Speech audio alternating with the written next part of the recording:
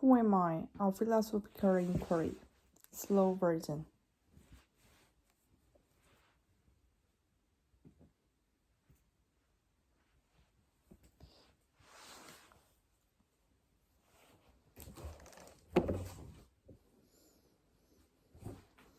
Throughout the history of mankind, three little words have sent poet to the blanket page, philosopher to the agora, and seekers to the oracles. Who am I? For the ancient Greek aphorism inscribed on the temple of Apollo, know thyself. To the who struck in them, who are you? Philosophers, psychologists, academics, scientists, artists, theologians, and politicians have all tackled this subject of identity. Their hypotheses are widely varied and lack significant consensus. These are smart, creative people, so what's so hard about coming up with the right answer?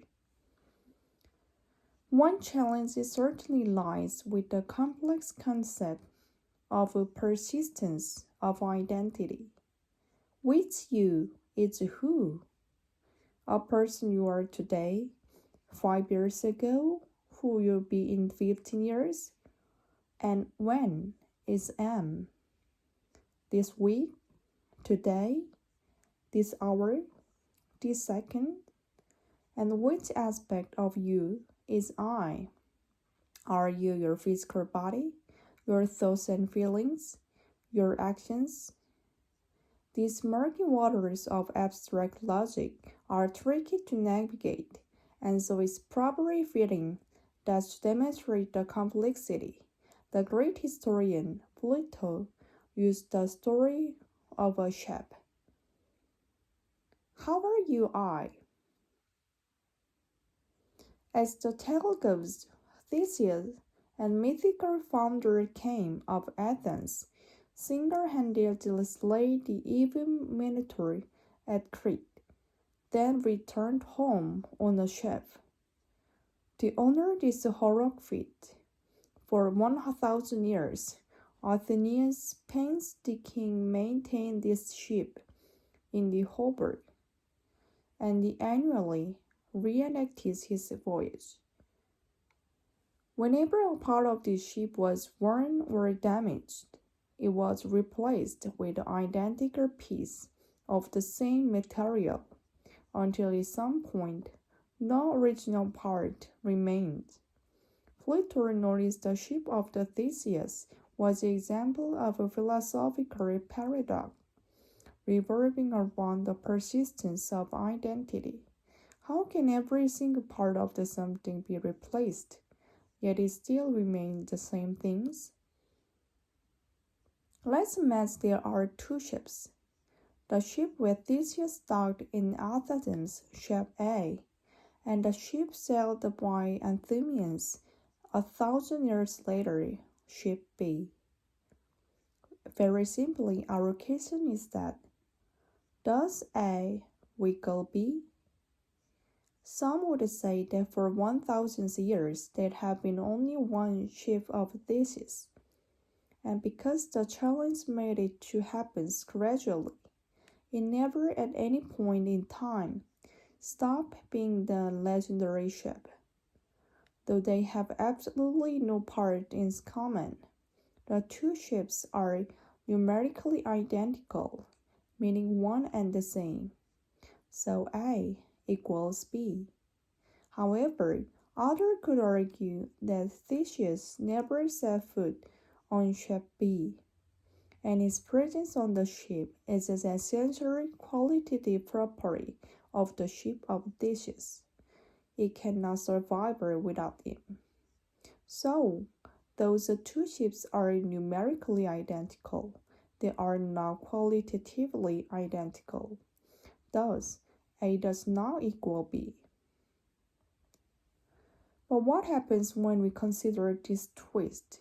What if, as each piece of the original ship was cast off, somebody collected them all? and revealed its entire original shape.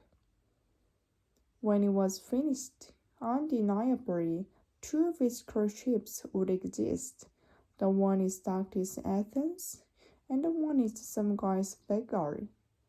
Each could lay claim to the title, the ship of Odysseus, but only one could actually be the real thing. So which one is it? And more importantly, what does this have to do with you? Like the ship of Odysseus, you are a collection of constantly changing parts. Your physical body, mind, emotions, circumstances, and even your records always change it, but still, in an amazing and sometimes illogical way, you stay the same too. This is one of the reasons that question, who am I, is so complex. And in order to answer it, like so many great minds before you must be willing to dive into the bottomless ocean of a philosophical paradox. Or maybe you could just answer, I'm a listener here sailing a powerful ship on an epic journey. That could work too.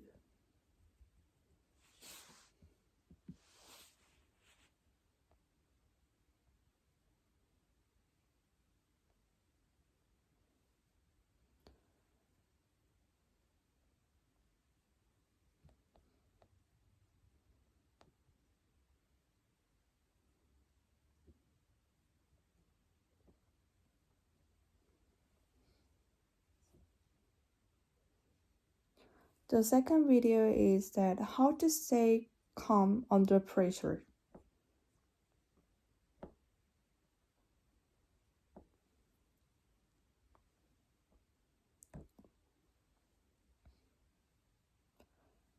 Your favorite athlete closing for a victorious win. The crowd holding its breath, and at the crucial moment, she misses the shot.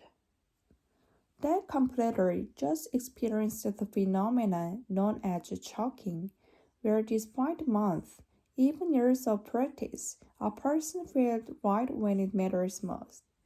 Choking is common in sports, where performing often occurs under intensive pressure and depends on key moments. And yet, performance anxiety also haunts public speakers, contestants in the spelling bees, and even world famous musicians. Most people intuitively blame it on their nerves. But why does being nervous undermine expert performance? There are two sets of the theories, which both say that primarily choking under pressure boils down to focus. First, there are the distraction theories. These suggest the performing suffers when the mind is preoccupied with the worries, doubts, or fears, and instead of focusing the attention on performing the task at hand. When relevance and irrelevant thoughts compete for the same attention, something has to give. The brains can only process so much information at once.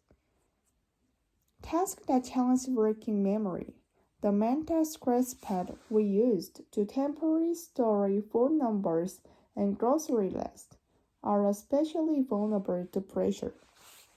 In a 2004 study, a group of university students are asked to perform math problems, some easy, some other complex and memory intensive.